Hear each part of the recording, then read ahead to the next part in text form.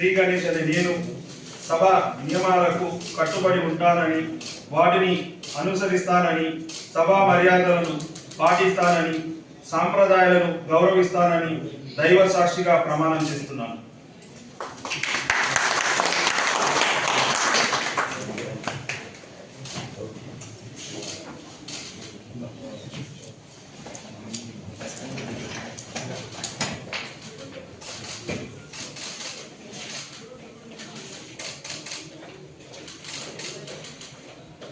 గణేష్ గారు